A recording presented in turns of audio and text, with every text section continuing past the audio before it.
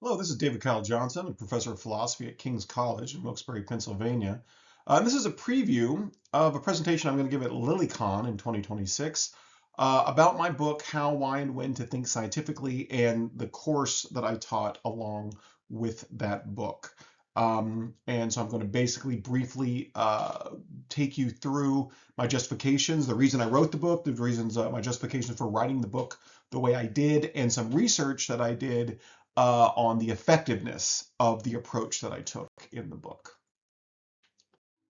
I would like to begin by pointing out that this is a very text-heavy PowerPoint. I do not expect you to read every word. The text is mainly there for my benefit to remind me of the kind of points that I want to make. I'm not going to be reading every slide. I will direct you to specific lines to read when it is time. I'd basically like to begin by kind of telling a story of why I wrote this book and taught this course. I teach philosophy at a small liberal arts college in Wilkes-Barre, Pennsylvania called King's College. My classes usually include logic, critical thinking, and a class on medical reasoning and pseudoscience. And for 15 years, that class was based on Ted Schick's How to Think About Weird Things. And I saw good results in that class regarding my students' ability to recognize and avoid pseudoscientific beliefs. I did pre and post tests in that regard, and I have very positive results. But my class is not the only class at King's that addresses pseudoscience. We also have a class called NSCI, Natural Sciences 100, the Scientific Endeavor. It's our introduction to science for non-science majors. And the main goal of the course is increasing the student's scientific literacy. And more specifically, the two main purposes are to teach the students how to evaluate basic scientific studies and evidence, and how to spot pseudoscience and reject it accordingly. Of course, that is to enable them to, make more informed decisions that affect both their private and public life, and be more informed about public issues of health and the environment and such. If you want to see the more formal goals for the master syllabus, you can pause the presentation and see them listed here. But about this course, professors at King's expressed two frustrations to me. One, there was no single text that fit the bill for the course, so they're forced to use multiple text or rely on class instruction. And then secondly, surveys, anecdotes, and assignments seem to suggest that their students' ability to recognize pseudoscience was not improving to the desired degree. It was improving, but not as much as they would like. I even heard stories about the class exposing students to pseudoscience, and that would make them more likely to accept the pseudoscience because they hadn't heard about it before, and now they would be more likely to embrace it because they had heard about it.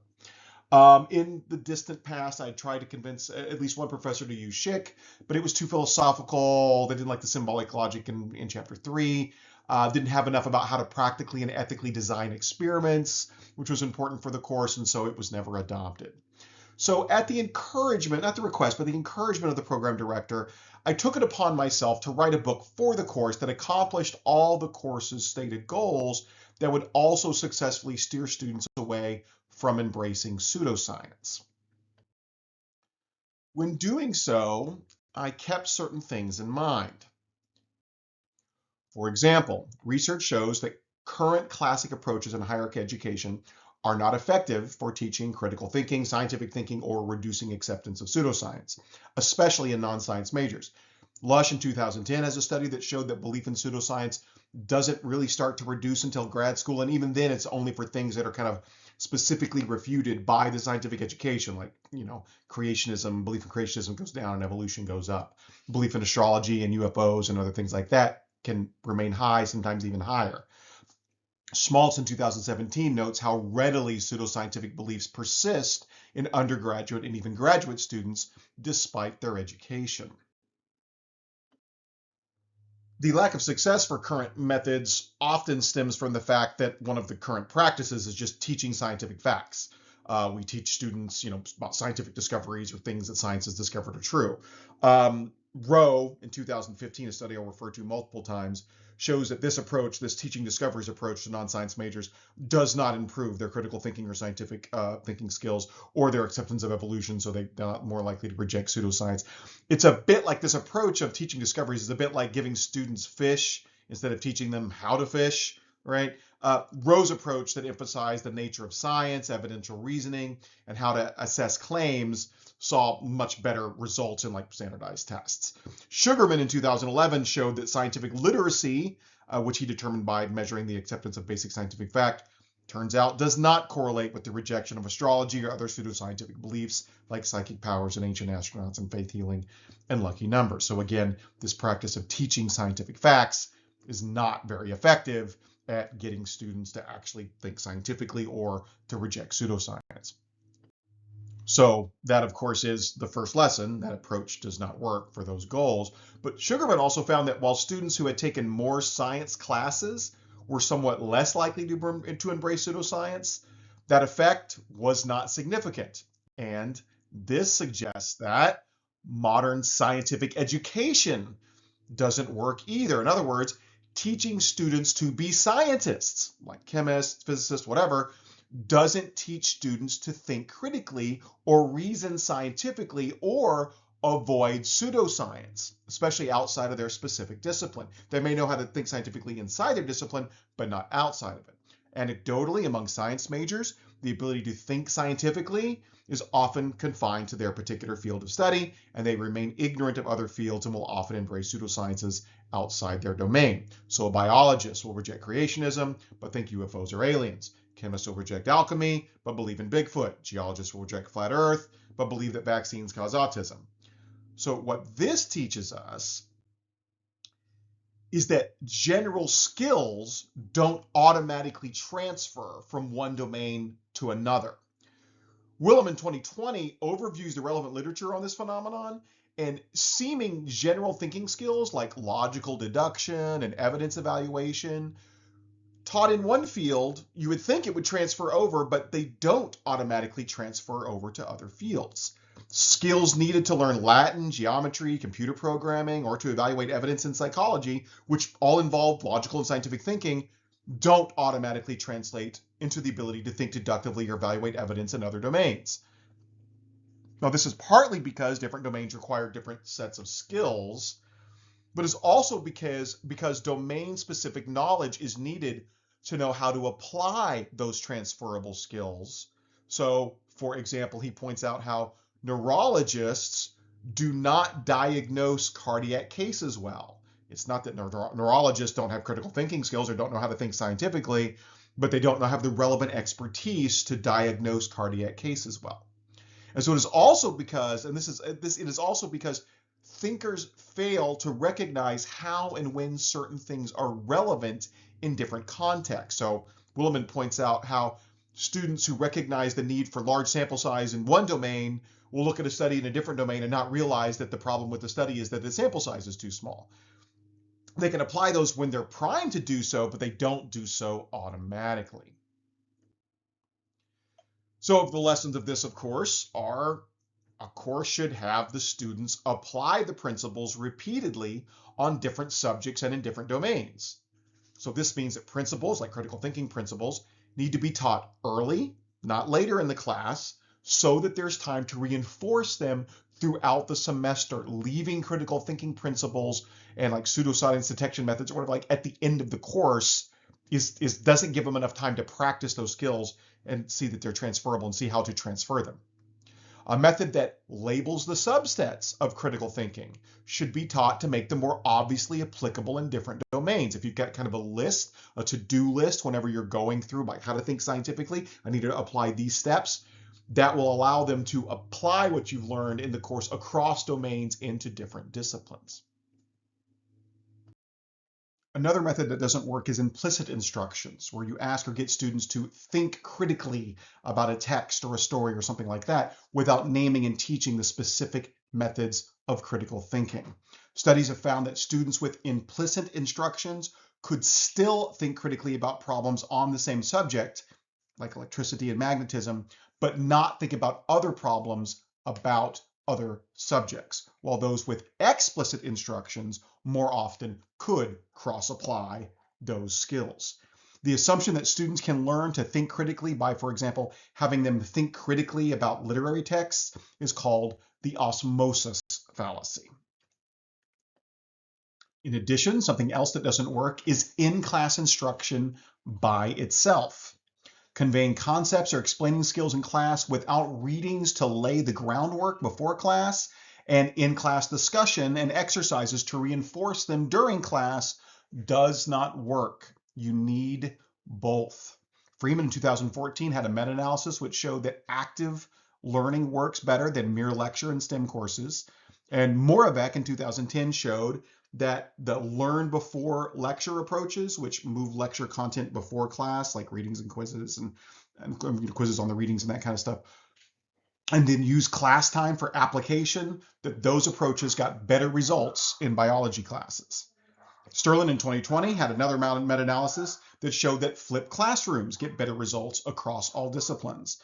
So this in-class instruction method, what is exercise by itself, does not work well. You have to lay the groundwork beforehand before you get into the class. And interestingly, something else that doesn't work well is teaching students to design experiments. She in 2011 found that having students design and perform experiments was insufficient for teaching them how to evaluate scientific experiments. Basically, he had students who took multiple labs and courses and designed multiple experiments, then had them try to evaluate the experiments of others, and they often made very easy mistakes. So even though they didn't know, they knew how to control their own study, they weren't able to recognize that a different study was not well controlled.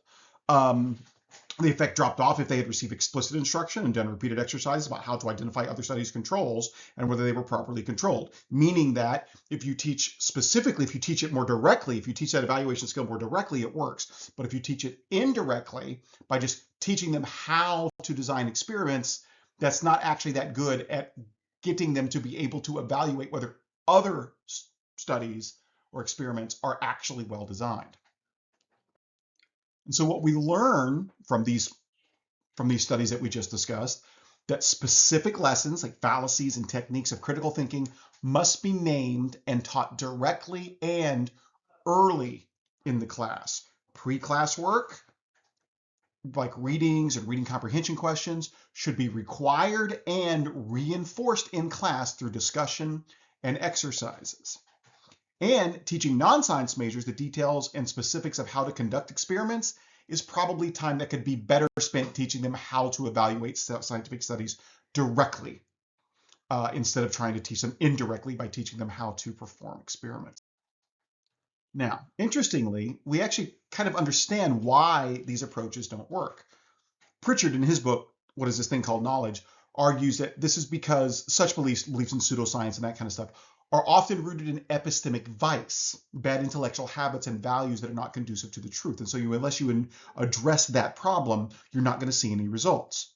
Blanche in 2022 likewise argued that factual correction doesn't work because people embrace pseudoscientific beliefs not because they're stupid or lack information, but because of psychological factors. Their cognitive style is deficient. They have deficient epistemic norms and practices. They're not in the habit of asking the right questions, like about what evidence exists or looking for counter evidence. There's a cultural psychology involved. The claim is attention grabbing, and that's why they, gravitate towards it. It's fun to believe. It's what others are into. It's otherwise what they call cognitively sticky. They're low cost, low assent. They think they can believe it without affecting their daily life.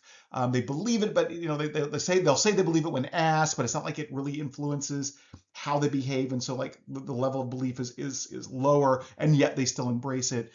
They have misplaced trust. They misidentify the source as an expert, and they believe it because they think they're an expert when they're not. And they'll have the wrong motivation. People don't care about the truth. They believe for social and emotional reasons. And so fact-checking and presenting them the correct facts is not actually going to get them to change their mind. And of course, what this teaches us is to combat pseudoscience, we need to develop a student's intellectual character. We need to get them to have truth-conducive habits.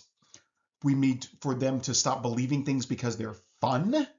We need to discourage them from doing that. Truth must be valued for its own sake. We need to instill that kind of intrinsic love of the truth in them. Students should value their identity as truth seekers more than their identity in other kinds of social groups and that kind of stuff that might believe pseudosciences. Students need to be taught to recognize and value real expertise, and they must see the harm in believing even seemingly harmless things. For example, they need to see that it develops bad habits that keep them from getting to the truth. And it's worth noting how this aligns with two fundamental approaches in the philosophy of education, like a la John Dewey. Education is not just for mere knowledge, it is for understanding. This means that ensuring that students understand not just how to think scientifically, like how to design an experiment, but why scientific thinking is necessary, why experiments need to be designed as they are. I see this in my PA students, my physician assistant students quite often, that they will at the beginning of the semester know that a study needs to be double-blinded, but they don't understand why double blinding is necessary to arrive at a good, solid, well-justified, likely true conclusion. And because of that, they're more likely to intuitively kind of think that an unblinded study can be just as good, right? Like I've got a blinded study or like, just even their personal experience can overwhelm the double-blinded study because they don't understand why it's necessary. And secondly, education must cultivate intellectual virtues and character. It's not just about getting them to believe certain things or conveying knowledge. Students must be conscientious, observant, know how to set their priorities. Students must come to value truth for its own sake and recognize science as a reliable guide to it and thus value it for its own sake. They must be in the habit of seeking evidence and looking for counter evidence, and they must be intellectually honest and humble, so willing to admit their ignorance, seek experts, and to change their mind when they are proven wrong. So what research shows does work is teaching, for example, analytical thinking. Our NEO showed that when education does have a positive effect on reducing scientific belief, it's often due to teaching them analytical thinking. Explicit methods are also very useful. A large meta-analysis by Ambrami found that while many explicit methods are effective, the most effective are teacher questioning, teacher-led whole class and group discussion, applied problem solving, and role-playing. They need motivation. Rose studies suggest that students need to be taught the need for scientific thinking by emphasizing the dangers of pseudoscientific thinking, showing that like you want to avoid this stuff because it's dangerous. It can be harmful to you and those you love. And you need to show students their limitations first. Again, Rose studies suggest that students need to be taught right away that their intuition, personal experience, instinctive reasoning, and memory are not as reliable as they assume, and that scientific reasoning is designed to guard against the way that these things limit us and keep us from getting to knowledge. Otherwise, again, the student will think that their native reasoning can trump scientific reasoning, and they could just use that to justify doubt whatever is established scientifically. And intellectual virtue, of course, instilling good intellectual habits and getting students to value truth for its own sake obviously does work. When we instill that virtue, they have that desire, that desire to get to the truth. Something else that works is explicit critical thinking instruction with exercises. 2014 study found that implicit teaching of critical thinking principles, even when paired with exercises, was not sufficient to improve performance. These had to be coupled with explicit instruction, naming and describing the fallacies. So naming and teaching specific critical thinking skills and values to embrace and identifying specific fallacies, biases, and mistakes to avoid is essential. And then tasks that target specific scientific skills. Studies suggest that we need assignments that individually target the development of specific scientific skills. For example, like an exercise where you identify the problems in a poorly controlled study and then have students describe how it should have been controlled. That develops that specific kind of skill. Something else that works is case studies. The works of Hareed suggest that using case studies to develop critical thinking skills is highly effective. This I take to include showing how taught skills can and have been used to debunk specific pseudosciences, preferably those that are popular and common, like astrology and UFOs and alternative medicine and conspiracy theories, etc. Schmaltz 2017 also backs up this conclusion. And then also teaching the nature of the scientific method. In other words, scientific reasoning. Rowe suggests a successful approach concentrated not only on evidential reasoning and how to assess claims, but on the scientific method itself. So I take this to include teaching students how scientific reasoning works in a way that can be applied by non-scientists across topics and disciplines outside of a lab. But here's the thing, this last step, the nature of the scientific method is very commonly misunderstood. How is it misunderstood? Well, Most scientific textbooks reduce the scientific method to like observe, hypothesize, deduce, and test, or something along that line.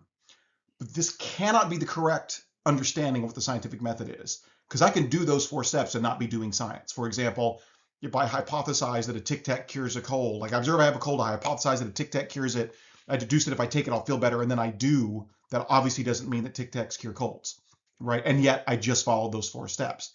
In addition, you can do science without following those 4 steps. Stellar light measurements do not follow those 4 steps. Climate modeling does not follow those 4 steps. At best, these 4 steps represent the basic structure of the experimental method, but A, it's not all of the experimental method. There's a whole bunch more that goes into designing experiments, obviously. And B, science cannot be reduced to experiment alone. And we want to avoid this conception, not only because it's not accurate, but because it makes science seem less applicable. If scientific thinking requires experimentation, then it's only something that can be done by, scientists working in a lab.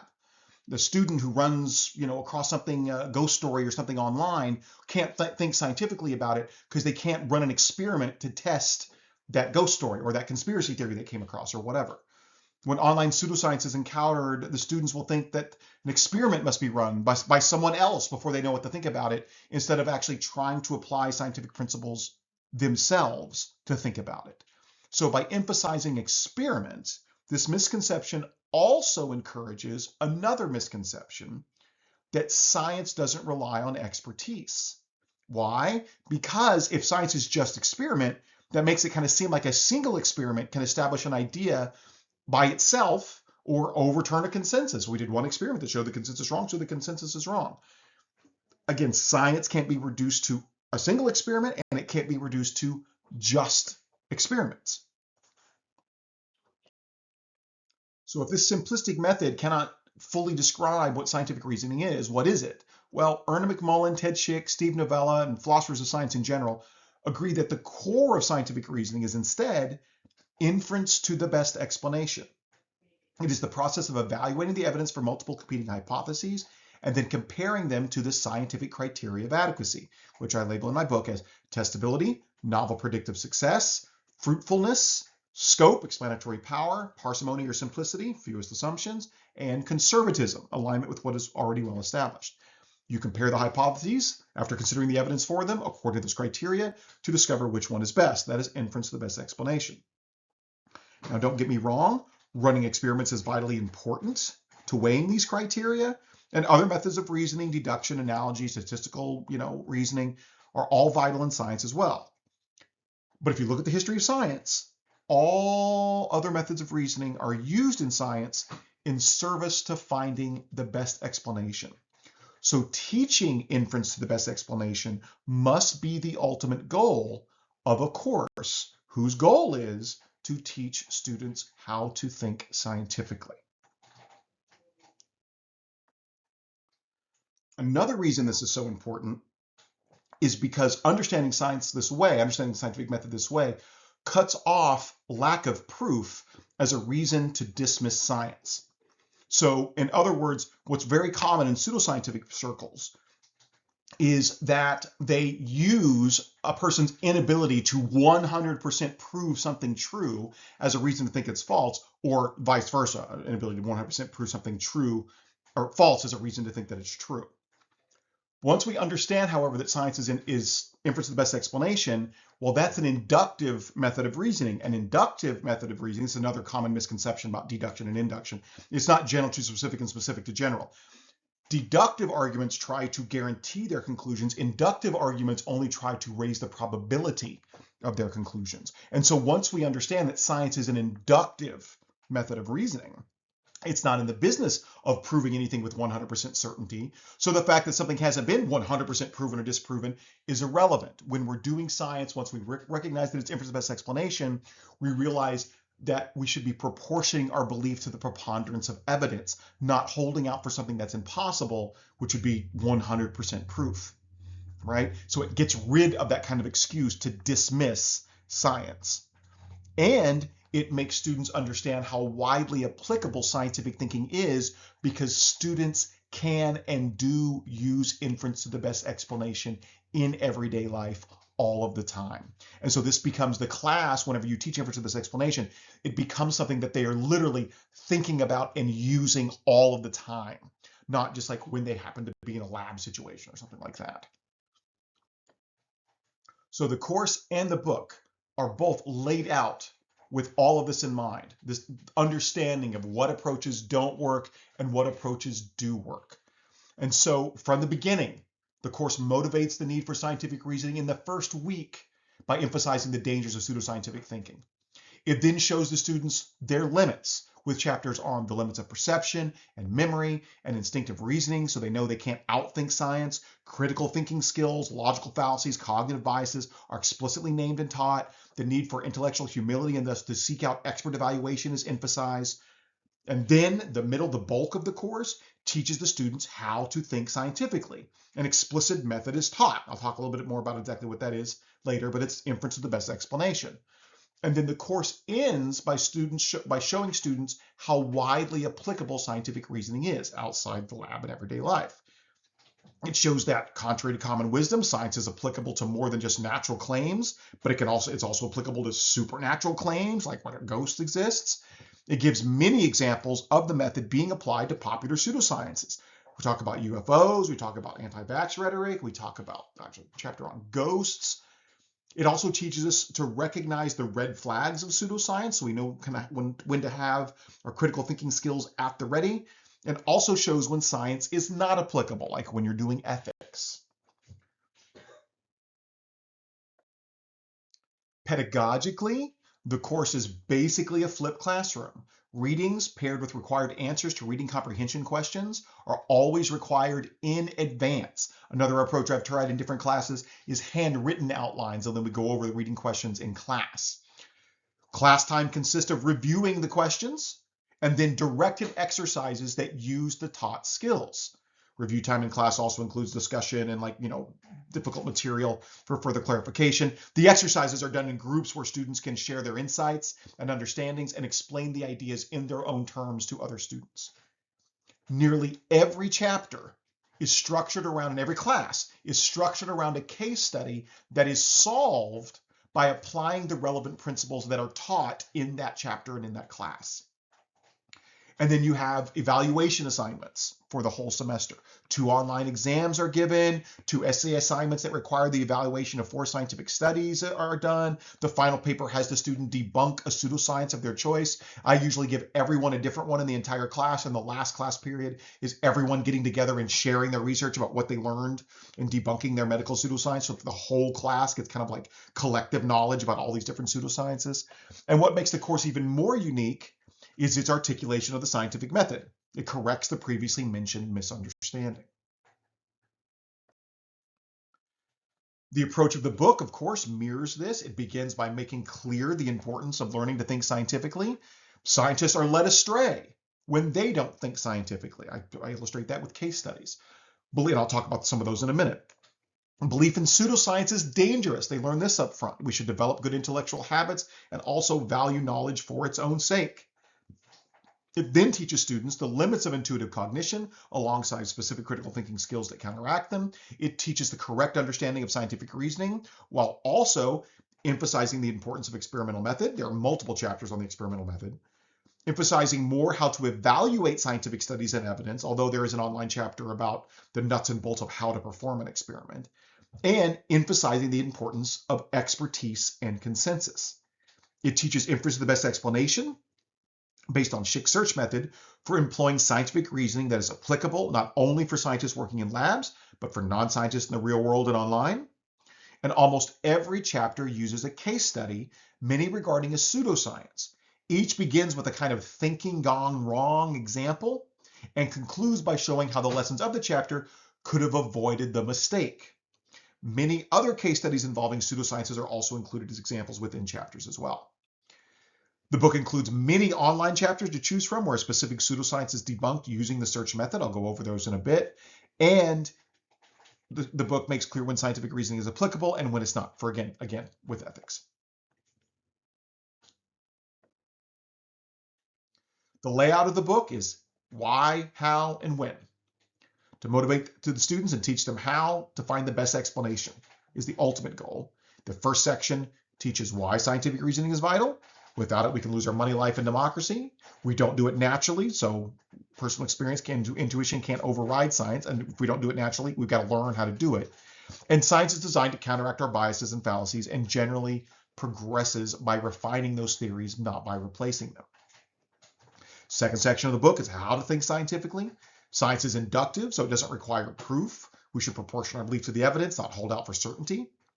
It overviews how to perform and evaluate experiments and why we should seek and defer to experts, and how to use experiments and scientific criteria like scope and parsimony to compare hypotheses to the criteria of adequacy and find the best explanation, which again is the search method. In section 3 is all about when to think scientifically.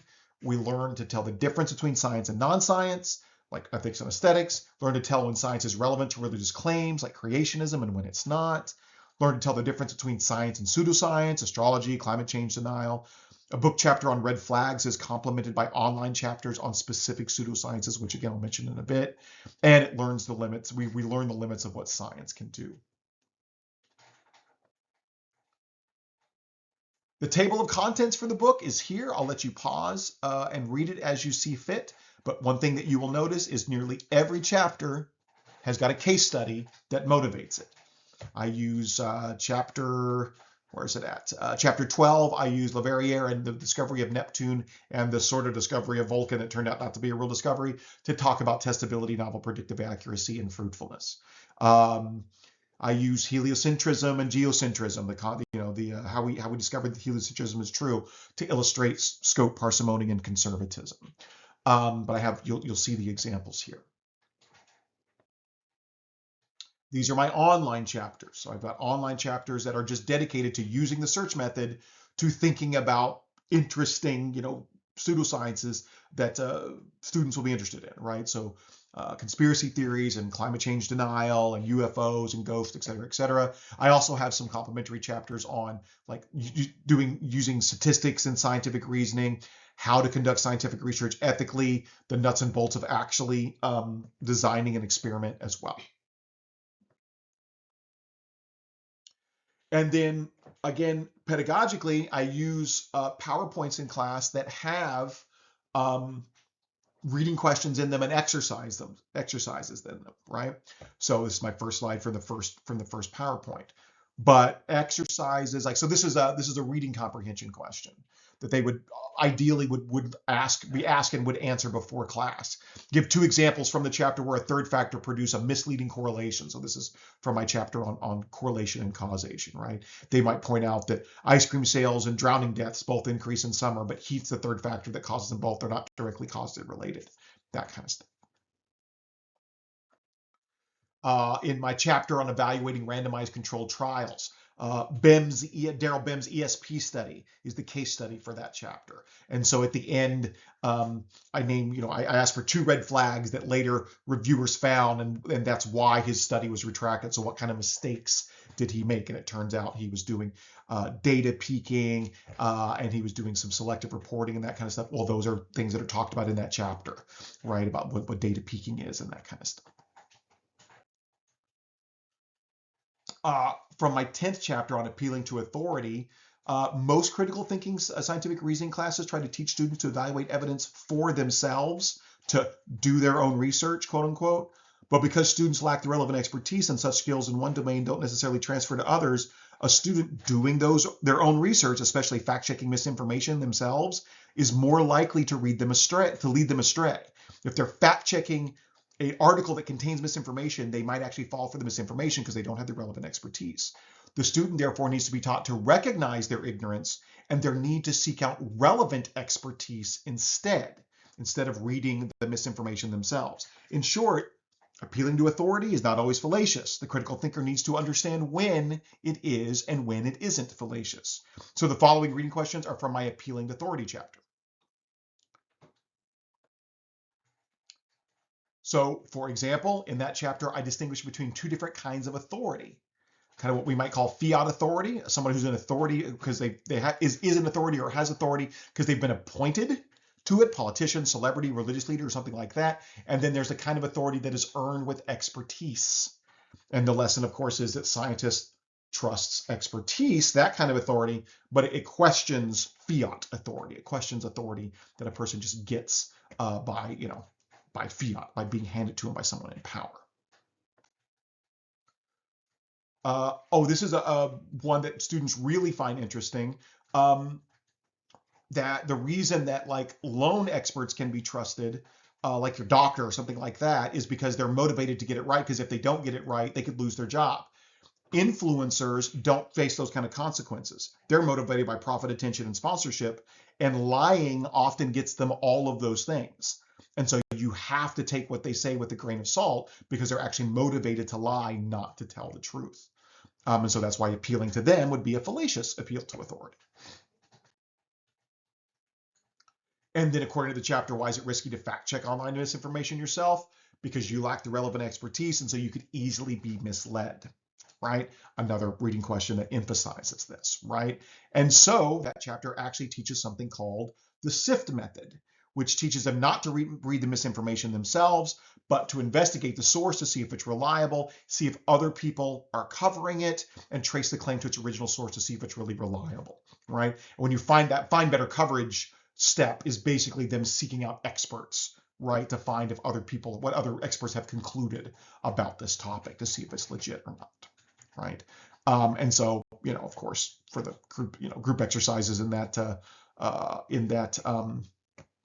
chapter, in that class period, we will use the SIFT method to talk about things like this. So I give them this meme or whatever, and I have them use the SIFT method to determine whether they should share it or skip it. And of course, they discover that they shouldn't share it because this is not an actual report. This is a group. It's not a real report. It's misleading. The Millennium Report is not a report. It's a group that are trying to make themselves look like a report when it's not. And of course, it's bunk, and they are not reliable. In chapter 17, I make clear that randomized controlled trials are not always possible or necessary. This lays the groundwork for talking about how other kinds of studies are done and their strengths and weaknesses.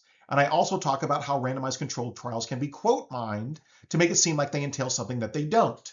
So negative studies can be made to look like positive studies if you're careful with the language.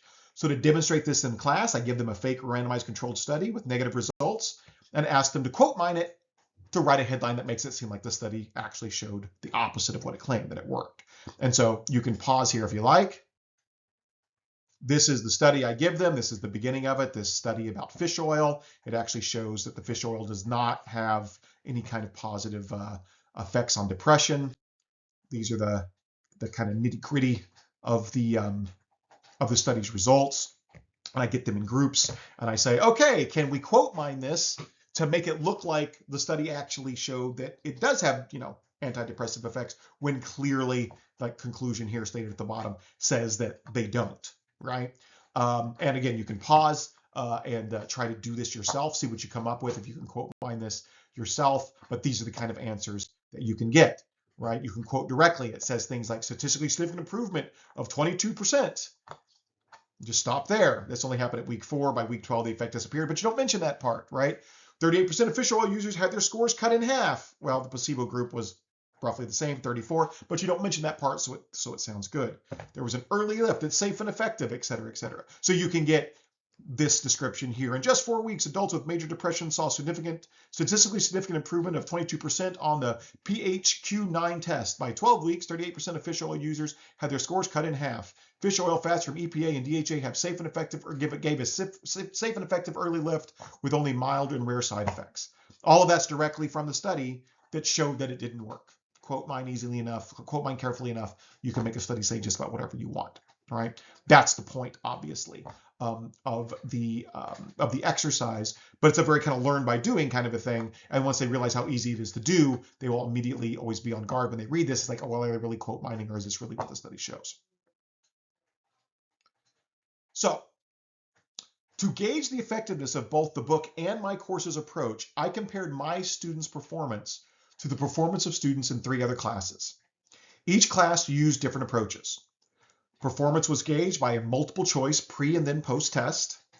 An improvement by course, not raw scores, was the important marker. Unfortunately, neither the pre nor post test was compulsory or counted towards the student's grade, so we couldn't ensure full compliance and all that kind of stuff, but still the results were interesting and useful. So the 4 sections of the course that were taught were my section, where I used my book and exercises, daily homework assignments, ensure that the book was read, group exercises and projects were done in class, 2 exams and 2 term papers were assigned. I concentrated on experiment evaluation rather than experiment creation. I did not have an assignment where they designed their own experiment. I had assignments where they evaluated experiments from other people. Another section of the course encouraged students to read the book but did not require it, and used its chapters as inspiration for class lecture and discussion.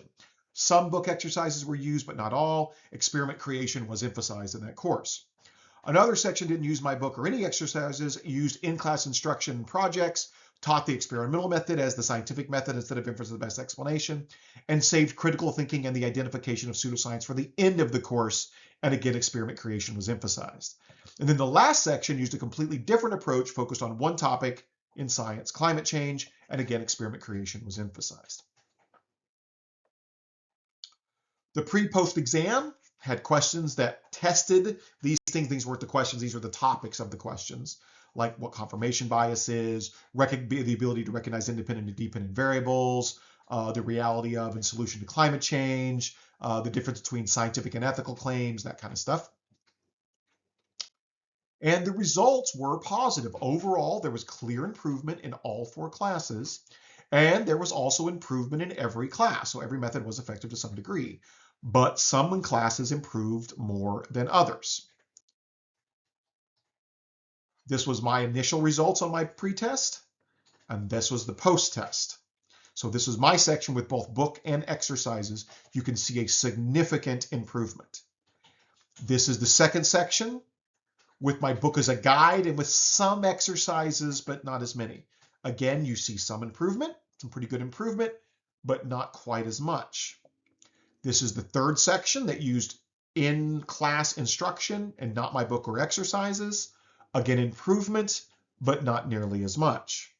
And then lastly, the one topic class, again, saw improvement, but not as much. If we put numbers on it, my section saw a 38-point increase from 46 to 84. Section 2 saw a 25-point increase from 52 to 77. Section 3 saw a 24% increase from 45 to 69. And the topic-specific section only saw a 15-point increase from 45 to 60. Now, the response rate for all the classes was different for pre and post test, so results do not necessarily reflect overall improvement. And the questions are aimed at concepts in my book, so it's no huge surprise that my course, which required the book and used all its exercises, scored higher than classes that didn't do that. However, these concepts are in the book because they are what research suggests is necessary for the development of proper scientific thinking and the ability to recognize pseudoscience. So lower results in those other classes do indicate that the necessary concepts were not being taught as well. So what I did is I took the results as a way to identify ways that my book could be improved. I looked at the specific questions where my students scored significantly lower than the students in other classes, and I explored where I could make improvements in my book to try to convey those lessons better. In addition to improvements I made throughout the semester, I made changes to the sections on the fallacy of appealing to ignorance, formulating testable hypotheses, not trusting the results of experiments with small sample sizes, and the objective nature of science. I also moved the number of chapters online to reduce the book's cost. That's why there's so many online chapters. So the ones that I moved online were the ones I listed as being online before. And so there's the bibliography for my presentation here, so you can know what sources I have here.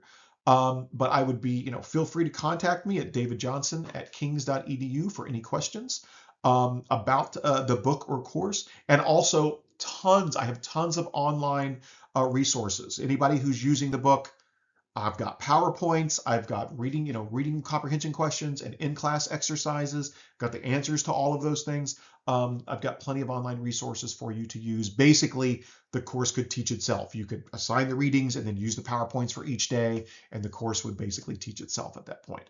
Lots of prep work done. So there you have it. Thanks for your attention.